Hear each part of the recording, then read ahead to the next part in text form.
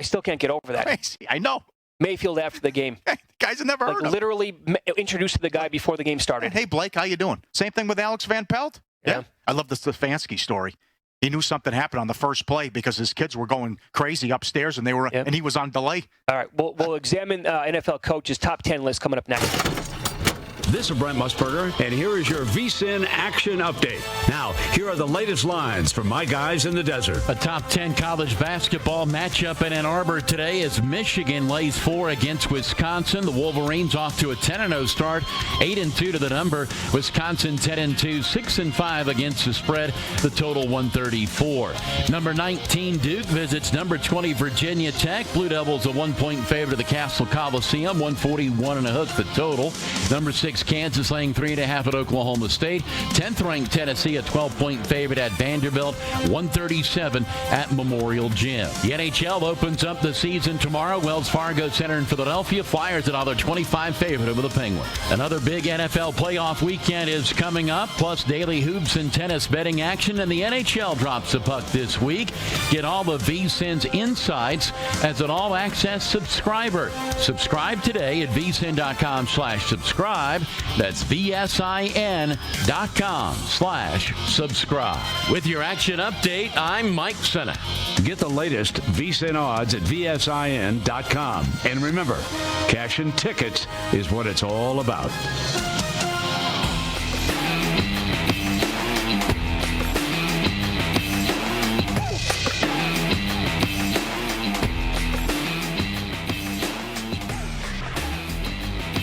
Hey, it's good to have you on board. It is Follow the Money here on VSiN, the Sports Betting Network, live in Las Vegas. Mitch Moss along with Paulie Howard. So we're talking a lot about these coaching jobs now that are open across the NFL and guys that have gotten fired, guys that are going to be available. I brought up Eric Bieniemy in the previous hour and how he still was without a job at this level and how it's just going to be like year after year without him working somewhere. I got to take a drink of water, Paul. Go ahead. Mm-hmm. Oh, man, I'm dying here all of a sudden. Sorry. Came out of nowhere. Right, yeah. But the rankings and what we did in the summer with the pandemic about ranking our top 10 coaches, which was, and I had even though we got fired, I had Peterson on there, and I stand by it. Yeah. I thought the fact that you can win a Super Bowl with a backup quarterback, and then Wentz gets hurt again, it was Foles who rallied you down the stretch, win another playoff game on the road, and then you're right there and have a 14-0 lead against the Saints before you lost a close game. And then what happened last year? You win the division, ton of injuries, all these guys out, tight ends, wide receivers, backups all over the joint. And then in the Seattle game, you lose Wentz in the first quarter. So I know it didn't work out this year, and I guess as it happens as a player, it can happen as a coach that you regress and you lose the creativity and imagination. But I stand by it that I had Peterson on my list. I thought he was on in that top tier. Yeah, he's in my top 10. This is a good tweet from Mike North, who's been on the show many times. Matt Nagy being ordinary at best has hurt Eric Bieniemy. When he does get the job, it'll be without Mahomes. Nagy's managing of the Bears offense has hurt the KC assistant for a head coaching job. Yeah, other people sent that in, too, in the last couple of weeks about what has happened. But that's the thing, though. What'd you think of Nagy right away? Well, he's unbelievable. One coach of the year. Yeah, right. Now what do you think of Nagy? Did a terrible job. Yeah, that's so also, it's guilty by association, almost. It kind of is. Don't you think? Well, Nagy hasn't worked out since he won Coach of the Year, so that means Bieniemy automatically can't be a good head coach? Strange to me. And people were in a rush to hire both of the guys. Oh, yeah. But it's still not. I think there will be creativity and imagination wherever Bieniemy winds up because it's his offense. I don't think, but it's an interesting discussion. The other thing with Nagy, are you just going to say, you keep taking tight ends in the draft and you go with the quarterback who can't play? That's the other thing. Right. And then when he does make a play, they can't catch it. Got the whims wide open for a touchdown. Yeah, no kidding. Here is my list going back to the summertime. And, I will certainly tinker with this if we do a top 10 again coming up this summer. But going from 1 to 10, as I wrote, Belichick, easiest ranking of all time. Yes. I had John Harbaugh number 2. Hey, 8 road wins. 8 road playoff wins. Now, you got carried away. This is my greatest win. You won a Super Bowl. Come on. This is your best win. I understand the bad blood there and what happened with them dancing on the sideline and the no handshake, or on the logo in the first meeting and the no handshake business. But He's a great coach. Yep. I'm not going to move him down from number 2. Maybe a lot of people thought I had Shanahan too high. I had him top 5. Okay. Well, listen, he went to a Super Bowl. You can say what you want about Garoppolo. A lot of people are off Garoppolo, but they had a 10-point lead against Mahomes, who's never had a bad game in his life in the Super Bowl. And then they had all these injuries, and they still played hard for him, and it didn't work out. But you look what he had to deal with. I mean, he's playing third-string quarterbacks. And they were still dangerous down the stretch. Yep. Okay, so Belichick 1. I had Harbaugh number 2. I wrote about John Harbaugh, and it was like 2 words, whatever. One sentence. I put always competitive, always dangerous. That truly is Baltimore. I had Shanahan number 3. I put brilliant offensive mind, knows how to adapt, will be a winner for a long time. If you knock Shanahan for this year, I think you're doing it all wrong. I don't think I would. Maybe if I move him, it's because I had maybe Andy Reid or Sean Payton too low on the list originally. I had Reid 4, finally won the big game. And I said at the time, I'd still have him here if they lost to San Francisco last year in the Super Bowl. And I have Sean Payton number 5. And I put would be higher, but he gets a little too cute. Yeah, I agree. Remember now, Breeze is only 1 game over 500 in his career.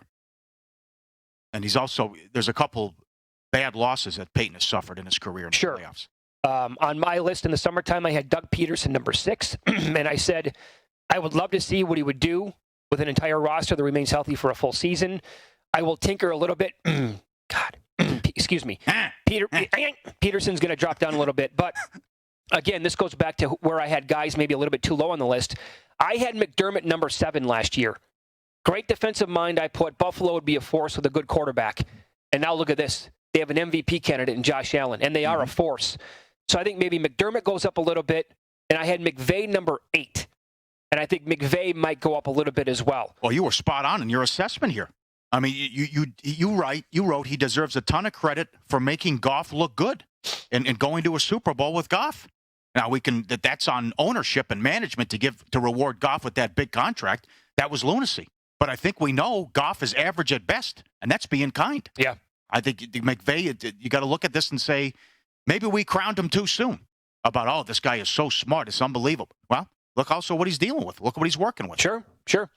I had Bruce Arians number 9. He is a 2-time Coach of the Year. He won with Carson Palmer. And as I wrote again in the summertime, what's Tampa's record last year with a quarterback who doesn't turn it over 35 times? Look at the 1-year difference between Winston and Brady. And then number 10, this guy's going to be off the list next year. I don't know who I replace him with. Maybe Brian Flores, although it's only been a couple of years. Yeah. I'm not going to put Frank Reich on the list. Sorry, I can't do it. He's got too many errors in playoff games and in big moments. I had Pete Carroll number 10. And I said he would be a top 5 coach if he simply pulled his OC to the side and explained to him, we have Russell Wilson, stop running the football. And then we saw this tweet yesterday from Joe Fan, who covers Seattle up in the Pacific Northwest. Pete Carroll said the primary focus going into 2021 will be to run the football more often and more effectively. And this team on offense for the first 8 games, they were unstoppable. And Russell Wilson was having one of the best seasons of all time. And then after that, started to run the ball a little bit more. And it completely declined. Now, Russell did not play as well, but it also, you weren't allowing him to be who he was in the first 2 months of the season. So Carroll's going to be out of the top 10. I think if he had Frank Reich in your top 10, he has to be demoted. Oh, yeah, he's not. He was terrible. He was awful on Saturday. If you had Tomlin in your top 10, there's too much on the resume of coming out flat in big games and questionable strategy and horrible decisions. Yep. Those are 2 horrible decisions he made. You just can't punt there. You can't. In both instances. Brutal. Absolutely brutal. From the 38-yard line down 4 touchdowns. Yeah. And then to punt 4th and 1 when they haven't been able to stop you.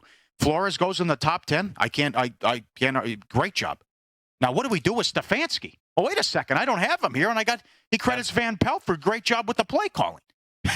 They go on the road and finally exercise the demons for the first time since '69. So now what do we do with Stefanski? I mean, that Rivera. Great coaching job. Awesome. Well, he actually might be a top 10 coach. Yep. He probably should be on the list. I don't know what to do. What do you do with Matt LaFleur? I was going to bring him up, too. Yeah, 2 years, but he's got the MVP and back-to-back 13-win seasons. He's a good coach. And Zimmer. I don't know what we do with Zimmer. I probably knock him down quite a bit. It did not work out defensively. Yeah. He couldn't. The 1-5 start, and Cousins didn't help out, but that's... I thought Zimmer was potentially going to be. In fact, I thought he was a top 5 guy a couple of years back. It's kind of gotten away from him there in Minnesota, though. They were 13-3 not that long ago. Hell, that was the year the Eagles won the Super Bowl. Zimmer gets blown out a lot. Routed in San Francisco. Routed in the NFC title game at Philly. No answer defensively. Peterson outcoached him. Sure. Destroyed him in that game. Like for example, again, what do you do with Shanahan? I had him at 3. I think you had him almost that high as well. I had him top 5. You said top 5. Yeah, a lot of people took umbrage with that, but I stand by it. No, and in fact, I would still have him ahead of McVay. I think that the kid is awesome, very good with the offensive mind, and again, I cannot wait to see what the 49ers are going to look like next year. What do you do with a win total for the 49ers? They're going to have all these guys coming back that they missed for the entire year. Like weapons across the board. Bosa out from week 1.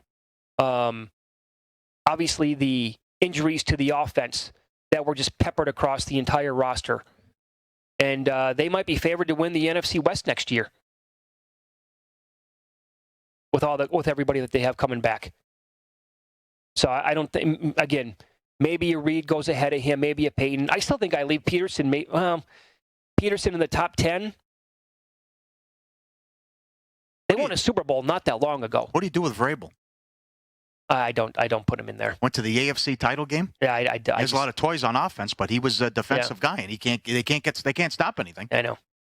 And that decision, oh my God! I mean, he's done a lot of things that I like, but he's also kind of done the opposite. And then the recency bias here tells me that it's going to be tough getting over that punt. And I never had Tomlin in my top 10. I didn't. I know other people who did this for VSiN during the summertime had Tomlin in the top 10. Somebody had McCarthy in the top 10. That won't be the case anymore. He gets knocked to the bottom 10. Was it Terry Bradshaw? I missed that. Yeah. Do you like anything early here? I already bet the Ravens. I bought it up and took 3 with the Ravens. Okay. And I don't know I don't know about that Green Bay game. That could be. I think that could be low scoring. And the early look, we're not going to get any weather either. I don't think we're going to have any weather issues as well. But I'm fascinated by the Tampa game. It opens 5.5 at the Westgate. They immediately pound it down to 3. Yeah. They just played. It was 38-3. They outclassed them and beat them up in both games. And who knows? Maybe there's something there where Winston has the intel. I don't know. I mean, they could, who knows? I know. They couldn't do any. That was an embarrassment the last time they played. They wouldn't run the ball. They couldn't get all those weapons. They couldn't get a first down. The Saints did whatever they wanted. They're at home here. They're laying a field goal. Wasn't the entire world on the Buccaneers in that game? Yes. Yeah. That was one of the biggest decisions of the year. That was. As Jay Kornegay said, 90% of the big decisions went their way this year, and that was one of the big ones. Yep. What happened there, and New England beating Baltimore in the rain on the Sunday night game. And it's going to be like that again this Sunday. Yeah, but it was all sharp money early. Well, what do you want to do? Because, again, they've struggled. In my eye, the eye test, that doesn't lie. They're not doing a good job defensively. And now you're going against Breeze and all those weapons. And they struggled. I mean, they made some mistakes. But will the same thing happen Sunday? But this offense is dialed in, as I keep saying. They're unbelievable. Look at the numbers since the bye week. All wins and averaging a ton of points. I think it's 36 points per game since the bye. Yeah. And all the yards they're putting up and what Brady's doing. But the whole Brady discussion now comes into look at the numbers out of this world against teams with a losing record. Look at the numbers when he takes on a team with a winning record. Lousy. Yeah. He was great Saturday. Well, Washington had a losing record. Oh, they had good defense, though. He did, yes. Yes. But the numbers are night and day, and it is startling the difference when you look at the drop-off when he plays a team with a losing record this year and a team with above 500. Yep. Some of the tweets that we're getting on this from Sir Bear on Twitter says Frank Reich is better than Doug Peterson, and it's not close. Are we sure it's not close? How can you say that? If you want to give Reich a lot of credit for winning the Super Bowl, okay. But Peterson continued to win with a ton of guys out. Yeah. Frank Reich was horrible Saturday. You could say he cost him the game. He made some horrible decisions. I totally agree. You got to kick the field goal there. Yeah, right. That's a no-brainer. There's nothing wrong with putting points on the board in a spot like that. Again, it's the situational football here comes to mind. I mean, I'm sorry. If it's 4th and goal at the 1, that's way different than 4th and goal from the 5. I just thought of something. That's why I jumped on you, but Frank Reich cost his team a division title by not playing for a tie. That's right. That was horrible what he did against Houston. He's had some bad moments. That's all I'm saying. He really has, yeah. There's no way you're not going to come in here unless it's Belichick and say, oh, this is not even close, or this isn't even close. Yeah, it's not the case. And let's be honest, Peterson was in a bad situation. There's a lot of infighting there. JC says you guys are killing Frank Reich, but they had an open receiver on 4th and goal, and Rivers missed him. Okay. Like we've said over and over again since yesterday, the Colts should have won the game.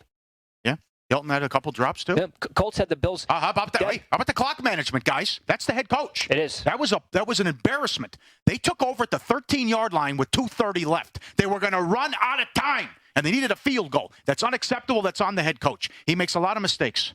A lot of mistakes. Yeah, this is from Tom on Twitter. What Stefanski did this year is incredible. Okay. He transformed the offense, making Baker Mayfield a serviceable quarterback. They acted and played like professionals. Zero drama inside and outside the locker room. Wish he was coaching the Steelers. Okay. That's a good tweet. And certainly the Beckham injury. I said that. Yeah, right. That worked out. They took off when he got hurt. You can't deny that. And he deserves a lot of credit for the play of Mayfield. Other people there was no way to go but up, though. Humans called him Larry the Cable Guy, and with yeah, but he deserves credit for doing that and making the flip. Did a great job. They were bottom feeders in this league, and no longer the case for 2020 and 2021 anyway. And I still, even though he wasn't there, he deserves a lot of credit for what the guys couldn't wait to get on the Zoom call with him afterwards and celebrate. Right. So whatever he did this past week worked too, even though he wasn't able to coach. Yeah.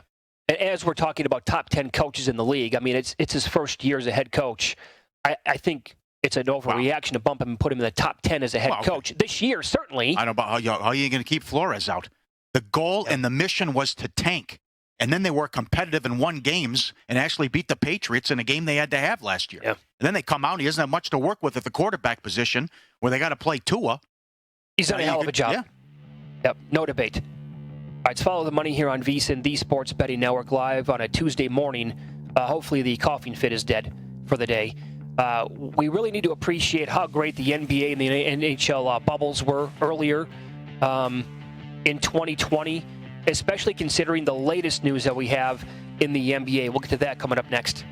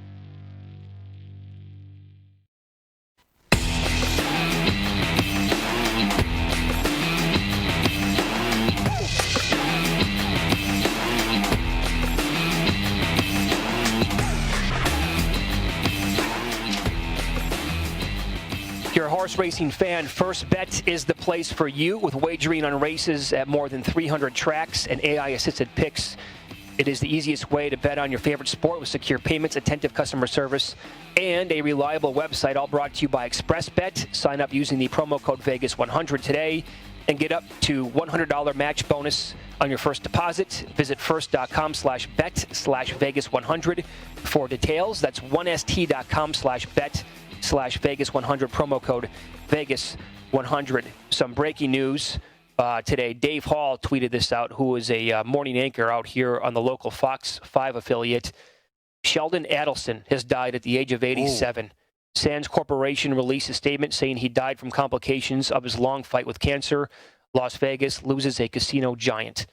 Absolutely. Oh, wow. Yeah. 87 years old.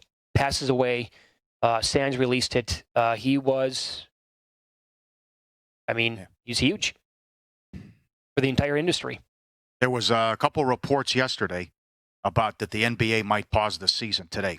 They have a special board of governors meeting. Yep. Now, the league came out and said, we stand by our prior statement. We thought there would be postponements, and we planned the schedule accordingly. There are no plans to pause the season. We will continue to be guided by our medical experts and health and safety protocols. A game was postponed yesterday, and another game is already postponed today. The Celtics, hello, Ness and Peekaboo, the Celtics over the weekend sent out a tweet. It took 3 tweets to run down all the guys who were out, COVID protocol, everything. Three tweets to list all the players on there. Wow. So now, and how about this? And Brian Mahoney tweeted this about, I think, I've said NBA should have a rule letting teams forfeit if they'd rather just take a loss than mail in the second night of a back-to-back. Mike worked for the 76ers in their situation today. I think that was the Saturday game where they didn't have anybody, and Denver was laying didn't cover, and Denver was laying 13 points. Yeah, that was the game. Yep. His response was into the Woj tweet. No organization wants to play a game with 8 players, especially against an opponent like Denver. The Sixers might prefer a postponement, but the NBA's under pressure to keep a balanced playing field for each team faced with these issues. This will be a reoccurring instance. Well, guess what? The Sixers got blown out last night in Atlanta, and they play in Miami tonight. And they played 9 guys. Embiid only played 22 minutes. He had 24 and 11 in the game. But they're playing guys off the bench 27, 20, 34 minutes in the game last night. And now back at it again tonight with no time to recover, no time to get past it, obviously. Not a day off when they're back home. I'm sorry. They're back home tonight to take on Miami.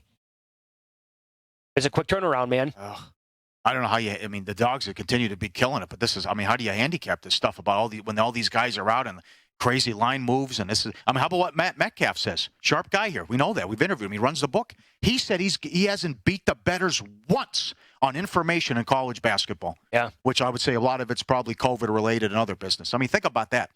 That those guys. Sure. I don't know. I got to how Aaron Running is doing this, a professional. It's going to be one of these seasons. To your point earlier, what a job these 2 sports did with the bubble, but now no bubble. Now all hell's breaking loose. Yep. We'll see if hockey's good. Dallas Stars already have problems. What's going to happen with San Jose? When is San Jose going to be allowed to play at home? Yeah. Good job how they're doing the divisions and what they're doing in Canada with the North Division. But fingers crossed if they can pull this off. But although the NBA said we expected this, and right out of the gates they had problems with the Rockets. Yep. So yeah, they're considering a 7 to 14 day pause with all of this news going on. And Woj tweeted this out. Among the topics for the GM call today, centered on tightening the protocols, re-examining shoot-arounds and practice links, pre- and post-game socializing on the court, for example, hugs. Further restrictions on restaurant dining and tighter rules on mask wearing. As I understand it, hockey players are not allowed to leave the hotel. I believe that's the rule they have in place. It's rink or hotel. Hotel, rink, as I understand how the NHL is going to do it. That makes some sense. Yep. That's probably the way it should be. And that was the concern about the Nuggets, where no restaurant in New York was deemed okay by the league. So they were stuck in a hotel for 4 days, whatever it was with the Nuggets. That's right. Yep. But And the bubble worked. Or I should say plural. The bubbles, both, for hockey in the NBA. Now talking about the pause maybe during the season. Up next, we'll discuss this ticket that's up on PropSwap. It pays $220,000. The bettor needs the Bucks and the Ravens to make the Super Bowl. And I've been told he has an offer. Would you sell it?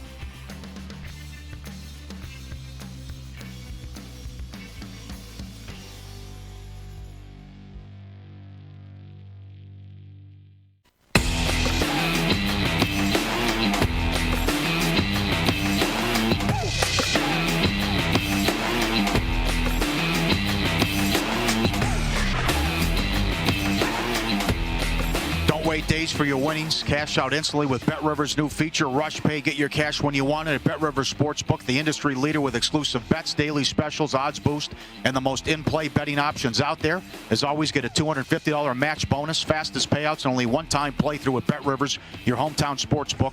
Rush Pay not valid in Iowa. Must be 21. Playable in Colorado, Illinois, Indiana, Iowa, New Jersey, and Pennsylvania. Playable in New Jersey as Play Sugar House. I don't care how much money you have. To sit there and put $500,000 or $1 million on Ohio State money line and watch that first half, that's tough to take. That's a tough one. The second quarter, the blitzkrieg, the onslaught, they had no answer whatsoever for that offense. Just so many weapons. I mean, the game that Najee Harris played, I hope that doesn't get lost in the shuffle because he was an absolute stud. It doesn't matter if he was running the ball, receiving the ball. He took a couple of shots last night and just kept on ticking, man. And I know Herb Street and Fowler brought that up on the broadcast. They're like, I can't believe he took that hit and kept going. Yes. It was a vicious shot Yes. across the middle, never put him to the ground. He put out the punishment, yeah. Like the other guy from Ohio State took the abuse. They are so stacked offensively, though. That line, they won the best offensive line award in college football. Isn't it something? Yeah. What did we sit through that one game? 9-3? 9-6? LSU, 9-6 in overtime. Look at how the SEC has changed. They can't stop anybody now. And it was just... And the offensive talent is just... Yeah. I mean, Tua leaves. Forget about what we know about Tua right now in the NFL. Tua in college was sensational, and he was special. Mac Jones is better in college than Tua was. And just, again, that list of players, from Julio to Amari Cooper to Kelvin Ridley to all these guys playing on the same team, Devontae Smith, Judy, Ruggs. I'm sure Mechie's going to be incredible. It's stunning. And here's the most surprising part to me is that, again, LSU was the best offense we'd ever seen in college football last year. It took 1 year to say, this offense might be better. That's right. We were laughing on air yesterday at the props, and it's Jones goes over everything in the first half. Has 25 of 30 for 4 touchdowns and 340. And Smith has 12 for 215 and 3 scores and on 13 targets. I mean, it's a video game what they're doing. It really was. Playing. But full marks to Saban for embracing it and changing. You know, he used to this is bad for college football, the hurry up, no huddle, going fast. And he embraced it. He hired Kiffin, brought in Sark, Dable. All these guys have been phenomenal after they were running that Mickey Mouse offense for so many years and ground and pound and win games 20-10. And the first half got there again last night. Uh-huh. They're fun to watch. And the second half under, right. And you couldn't look away. You had to keep it on because with the total. And that stuff, I'm sure a lot of people probably shut it off at halftime. My God, let's go here. I mean, the thing starts at 5:15. I mean, I know. I thought the people on the East Coast, they just... I mean, if you're a sports fan, you live on the East Coast. Boy, oh boy. Yeah, the schedule that you have to keep. Game kicks at 8:15, and it's how long was the first half? And then the pomp and circumstance at halftime. I think the third quarter started at like 10:15 Eastern time. This is fun. Patrick Everson tweeted this out. We discussed it a couple weeks ago, but now, last week we did with Mike Palm actually. But now the guy went 2-0, so now he gets he's inching closer to this monster ticket. It was a futures parlay that he put in, cross-sport parlay that pays over $200,000. There was the Lightning to win the Cup, the Lakers to win, some other futures on there. And he has the Ravens to win the AFC and the Bucks to win the NFC. Mm-hmm. And I think the offer a couple weeks ago was $6,000. The prop swap posed the question, would you take $6,000 for this? Well, now the Ravens go out and win, and Tampa wins. And Tampa's only a 3-point dog. And likewise, more Ravens money down to 1.5 against Buffalo. Yeah. So look at this. Tampa Bay to win the Eastern Conference, minus 195. Clemson to win the ACC, minus 455. Bama to win the SEC, minus 143. There are 3 winners already. Dodgers to win the World Series at plus 320. Lakers plus 370 to win the NBA championship. And, small amount was bet to win $222,000 on this ticket. It's available on PropSwap. Wow, 100 to win, 222. Oh, what's the offer? What were you told? So we got an offer for $20,000 for the ticket yesterday. And the fellas at PropSwap told me that's double than what the ticket is worth right now. And he said that he's stuck on $50,000. Oh, God. He wants 50. Here we go with this again. Well, so... the ticket's worth nothing. The ticket is only worth what someone's going to give you for it. Sure, that's right. So it's like a piece of art. I think it's worth this. Good point. I think it's worth this. No, it's not. This is okay. Well, it's gonna be tough to take. Now we still got 2 live shots here, but that'll be tough to take if you both go out and you go 0-2 this weekend. Well, I think the Ravens can win again. Oh, the Ravens can win the AFC. Oh, they can. Yeah, they can come. He can win that ticket. Yeah. On the way Tampa's playing. I like the Saints, but the Tampa. You won't be surprised if Brady's back in a Super Bowl. Come on, 31 playoff wins. Well, Tampa Bay's path, not easy though. I mean, in theory, winning this game against the Saints, and then if chalk holds, going to Lambeau, and I know they destroyed them when they played earlier this year. Yeah. But it's not going to be an easy game in the rematch. He's stuck on 50. It's Evidently, like the guy with that Blues ticket. Right. It came down to a Game 7, and he wouldn't. It worked out for him because they won. They beat Boston, but he wouldn't. That was nuts that the guy wouldn't take the offer. It's like, sure thing, just be done with it. I couldn't believe it. I was speechless. The whole thing was. Now, he ended up winning that ticket, obviously, when the Blues won the Stanley Cup. But it's like the guys. That's results-based, yeah, though. It's like the Luke and the guys explained, though. He was like, he thought of it as losing money because the offer was, I don't know what the offer was, $175,000. The ticket was worth $2,000, whatever it was. He's like, well, he thought of it as losing $25,000. Right. And also, you get people lose their minds sometimes when it's about their favorite. Not that that's the case here, but when they're talking about their favorite team. Oh, I don't want to bet against my, or whatever it may be. People are weird. Right. Or in this case, again, like you said, it's, well, I think the ticket is worth more because I'm the one who put it in. And so far, like, I'm 5 for 5 out of 7 bets on the ticket. Well, how do you arrive at your number? If the experts are telling you this is what it's worth, right, this is where you come up with your number. Sure. And when it comes down to math and the numbers, well, then if it doesn't work out for other people who are going to invest this much money, they're just going to say, I'm not going to spend $50,000. Are you nuts? You're going to have to talk to me after next week when they win, if they win, one more game each. Yeah. He can get creative. He can. Edge. Yeah. Because who knows? Tampa might be hosting the NFC title game. That's a possibility. That's in play. That they could play the Rams again. Well, I mean. You never know. Maybe Cleveland shocks the world again. Yeah. That is possible. I mean, where the Ravens could host, and so could the Buccaneers. Let's follow the money here on VSiN, the Sports Betting Network. Andy Mcneil is going to join the program coming up next. He did a terrific job putting together our hockey betting guide. We'll find out his approach to betting hockey, what we need to know for this year, coming up next.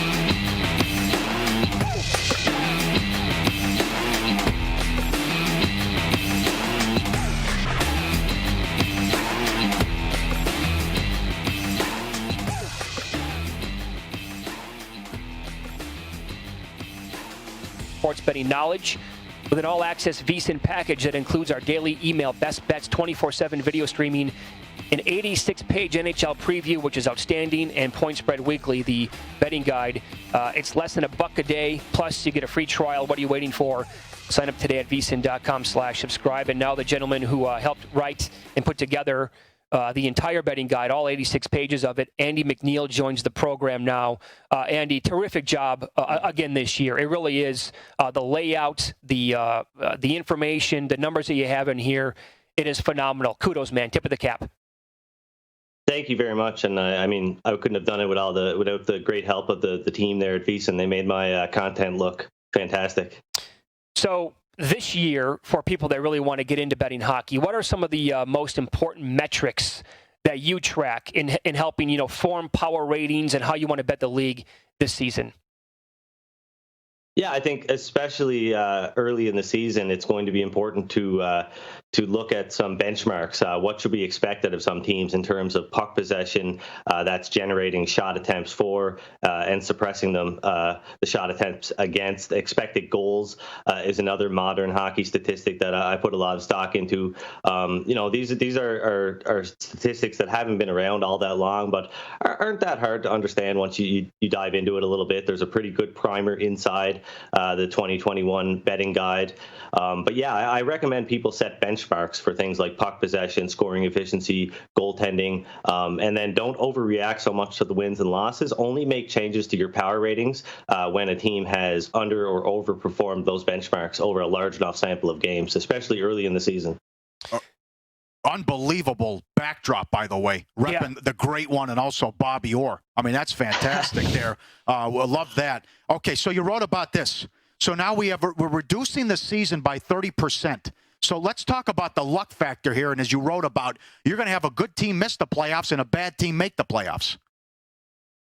Yeah, in all likelihood, this is going to produce some strange happenings. I'm sure you guys can remember back in 2013, we had that shortened season in 2012, 2013, and the Toronto Maple Leafs at the time, who were not really a very good team, they rode a string of puck luck all the way to the playoffs. It all came crashing down in the first round against the Boston Bruins, but that's just an example of what can kind of happen.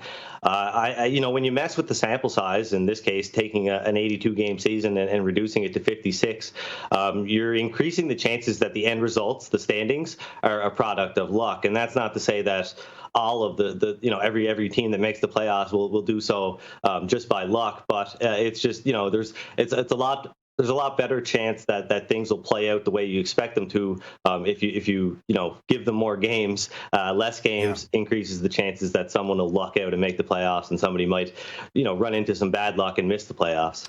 Well, how about the teams that are going to play 8 or 10 times a piece in the regular season, and then they can meet again in the playoffs? I would think that's going to be a bigger sample size than ever before, although it's still kind of small, to maybe predict to see what's going to happen in their playoff matchup over a 5 or a 7 game series. Yeah, it's going to be pretty tough to make a particular team a favorite over another if they have even if they're at a higher place in the standings, if they have lost the majority of the games against that team. It's going to be a little bit of a mental battle because like you said, we've never seen teams play each other this many times in the run of a season. So I think it'll definitely lead to some interesting questions being asked of whether or not matchups actually matter, especially taking the regular season matchups and what happened and trying to predict the outcome of playoff series. So it's definitely going to make things a little bit interesting this season for sure. How about a couple futures? And it appears the Central's the worst division. Can you make a case for Carolina then on a future? Yeah, I think the Carolina Hurricanes are on the cusp of being an elite team. They are an elite team as far as their underlying metrics go, and they have been for quite a few seasons. But they've got a trio of young players up front in Andrei Svechnikov, who got hurt in the playoffs last year versus Boston.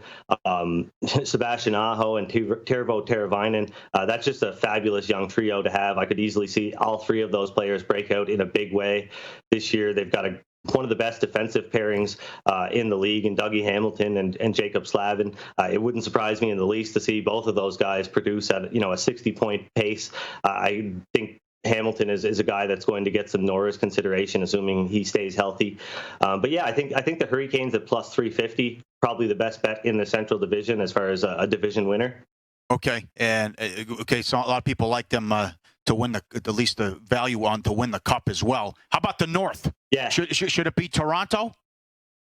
Yeah, Toronto deserves to be the favorite. I don't think Montreal is as far behind as some bettors think and some bookmakers think. I think there's about a 6-point gap or a projected 6-point gap between them in the standings.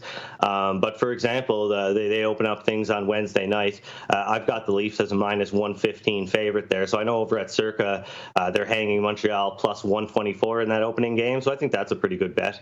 You like Markstrom to Calgary? And what was the Thatcher Demko thing a fluke? Well, I won't say it's a fluke. I think it's very bold to roll the dice on a goaltender that really hadn't been spectacular up until that point in the playoffs when he got a chance. Markstrom was great in the playoffs. He was excellent in the series against St. Louis. It seems like everybody forgot about him. I couldn't believe that. It really shocked me. That was one of the more shocking things of the offseason that they let him walk. I think, Markstrom's a guy that I grabbed at, I believe, 18-1 and 25-1 at various points in the last month to win the Vezina. He's never got to that save percentage that you need, 920. No goaltender really wins the Vezina unless getting that. But I think he's got the potential to do it. And, it's writers and, well, in this case, general managers that vote on the Vezina Award. But I think there's a great narrative there, which is not something that I really put a lot of stock into when I'm betting. But for awards betting, I think you have to put some stock into the narrative. And there's that revenge narrative. They're going to play the Canucks, a lot of times in this 56-game season. And if he can squeak into the playoffs or lead the Flames to the playoffs and the Canucks somehow miss, I think that'll make him an even bigger favorite for the Vezina at the end of the year. You're right up on futures overall. It's just tremendous, again, in the betting guide, and people can get it at vsin.com/subscribe. But any other recommendations for the show today that you like? Maybe total points by a team, the Hart Trophy, Calder Trophy, anything like that to win the Cup. Do you have any futures right now that you found that are available to bet on? Well, I do have a little bit of Carolina at 20-1 to win the Stanley Cup. I thought it was a pretty good opportunity to jump in there. I think they've got a clear road to the playoffs.